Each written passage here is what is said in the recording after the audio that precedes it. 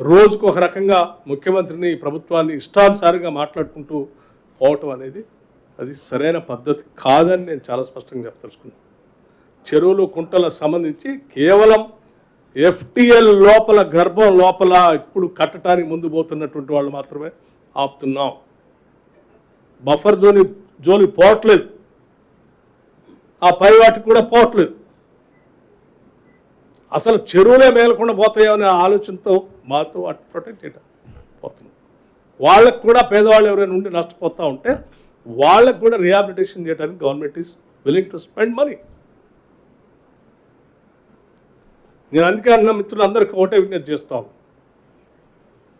మూసీ రీజర్వేషన్ సంబంధించి ప్రపంచంలో గ్లోబల్ సిటీగా మార్చుకోవడానికి మనం చేసే ప్రయత్నానికి అన్ని రాజకీయ పార్టీలు ముందుకొచ్చి సహకరించి మన నగరాన్ని అభివృద్ధి చేసుకోవడం కోసం మీ అమూల్యమైన సలహాలు సూచనలు ఏమైనా ఉంటే చెప్పండి. దేశంలో గాంధీనగర్లో చేయలేదా సాబర్మతి నది? అది చేసినప్పుడు అద్భుతంగా ఉందని పొగిడినటువంటి వాళ్ళు హైదరాబాద్లో మూసీ నగరాన్ని చేద్దామంటే ఎందుకు బాగాలేదని చెప్తా ఉన్నారు. ఒక ఆయన అంటాడు ఖబర్దార్ రేవంత్ రెడ్డి సంగతి చూస్తాడు. దేనికి ఖబర్దార్? ఏం రేవంత్ రెడ్డి గారు అక్కడ ఉన్నటువంటి ఇళ్ళన్నీ తొలగిచ్చేసి ఆస్తులని ఆయన ఏమైనా ఆక్రమించుకొని ఆయన ఏమైనా భవంతి కట్టుకోవడం కోసం ప్రయత్నం చేస్తున్నా? లేదే. ఈ సమాజానికి అందించడం కోసమే ప్రయత్నం చేస్తాం ఈ ప్రభుత్వం. అంతిమంగా నేను మీకు కానీ వాళ్ళకి కానీ అందరికీ ఒకటే విజ్ఞప్తి చేస్తా ఉన్నాను, ఈ వనరుల్ని ప్రొటెక్ట్ చేసుకోవాలి, ప్రజల్ని సంరక్షించుకోవాలి. వాళ్ళ ఆస్తులు ఎవరు నష్టపోతా ఉంటే వాళ్ళకి కావాల్సినటువంటి వ్యవస్థని సృష్టించి వాళ్ళకు కూడా ఇవ్వాలి. వాళ్ళు కూడా తృప్తిగా, ఆ కుటుంబాలు కానీ పిల్లలు కానీ వాళ్ళందరూ కూడా ప్రశాంతంగా భవిష్యత్ తరాలు మాకు తెలుసు ఇల్లు కట్టుకోవటం అనేది ఎంత విలువైందో.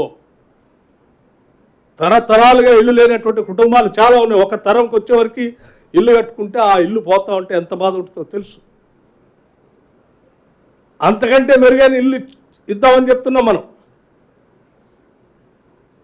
దానికోసం రాష్ట్ర ప్రభుత్వం ఎంత డబ్బులు ఖర్చు పెట్టడానికైనా సిద్ధంగా ఉందనేది చాలా స్పష్టంగా చెప్పడం కోసమే ఈ పత్రికా సమావేశం ఈరోజు ఏర్పాటు చేసి ఇక్కడ ప్రపంచంలో జరుగుతున్నాయని మీకు చూపించి చెరువుల సంగతి ఏంటో చూసి మీ అందరికీ ప్రజలకు వదిలిపెడదామని కూడా చెప్తున్నాం.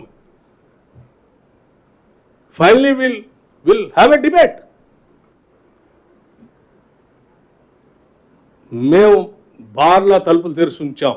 ఎవరు ఏ సూచనలు చెప్పినా సలహాలు చెప్పినా అవి ప్రజలకి మేలు చేసేటట్టుగా ఉంటే అది ఎంత ఖర్చు అయినా ఖర్చు పెట్టి పని చేయడానికి సిద్ధంగా ఉన్నాం, ఖర్చు పెట్టడానికి కూడా సిద్ధంగా ఉన్నాం. This is what we wanted to make it very clear. లేదు ప్రజలకి ఏం మేలు జరగొద్దు, నగరం బాగుపడొద్దు, మేము ఒక్కళ్ళే రాజకీయంగా లబ్ధి పొందాలి కాబట్టి వాళ్ళకి ఏం జరగకుండా ఉండాలి, మేము మాట్లాడుతూ ఉండాలి, ప్రభుత్వం మీద బురద చల్లుతూ ముందుకు పోవాలి.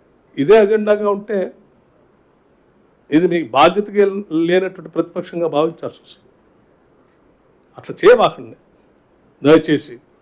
ఈ రాష్ట్రం మనది, నగరం మనది, మనందరిది. దీన్ని బాగు చేసుకుందాం, ముందుకు పోదాం అని చెప్పి నేను మీ అందరికీ సవినయంగా మనవి చేస్తూ, ఎక్కడైనా ఏదైనా పరిపాలనలో కింది స్థాయిలో చిన్న చిన్న పొరపాట్లు ఏమైనా జరిగితే సరిదిద్దడానికి వాటిని రెక్టిఫై చేయడానికి అడ్మినిస్ట్రేషన్ మెకానిజం సిద్ధంగా ఉంది. We're there to guide them. But డెఫినెట్గా లేక్స్ని ప్రొటెక్ట్ చేస్తాం.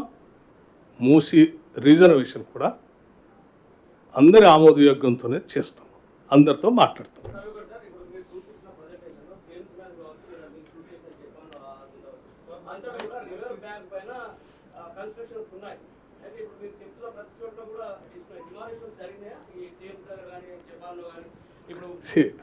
డిమాలిషన్స్ అంతా జరిగినాయా సార్?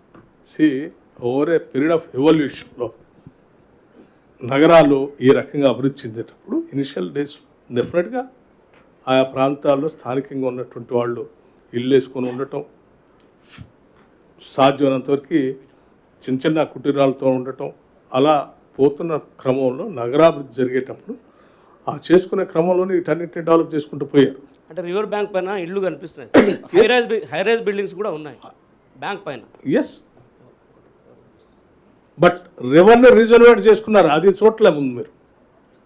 ఫ్రెష్ వాటర్ రీజనరేట్ చేసుకొని నగరం మధ్య నుంచి నీళ్లు పారేటువంటి వ్యవస్థను ఏర్పాటు చేసుకున్నారు. కరెంట్ ఇచ్చిన అధికారిని ఏమంటలేరు, పట్టాలు ఇచ్చిన అధికారిని ఏమంటలేరు, లేఅవుట్లు ఇచ్చిన అధికారులను ఏమంటలేరు. ఎందుకు వాళ్ళ మీద చర్యలు తీసుకోవడం లేదన్నది ప్రధానంగా జనం నుంచి వచ్చింది ఒకటి. రెండోది, ఇప్పుడు మీరు చూపించిన దాంట్లో ఈ మూసి పరివాహకాన్ని కూడా చూపించలేదు. ఒకవేళ మూసి ఏమైనా ఎంక్రోచ్మెంట్ అయిందా కాలేదా 2014 నుంచి? మూసి ఎట్లా మూసి కాదు, సారీ హుస్సేన్ సాగర్. హుస్సేన్ సాగర్ మూసి ఎలా ఉందో, ఒక మూసి ఎలా ఉందో నాకంటే మీ అందరికి బాగా తెలుసు. మూసిగా సార్ హుస్సేన్ సాగర్, ఇప్పుడు మనం ఉన్న హుస్సేన్ సాగర్ ఈ పరివాహక ప్రాంతం కూడా 2014 తర్వాత ఏమన్నా అయిందా కాలేదా? అదేనండి, ఇప్పుడు ఉన్నదాన్ని ఈ భవిష్యత్తులో ఆక్రమణకు గురి కాకుండా కాపాడుకోవాలనేది మన అందరూ ఆలోచన. దానికోసమే ఆ ప్రయత్నం.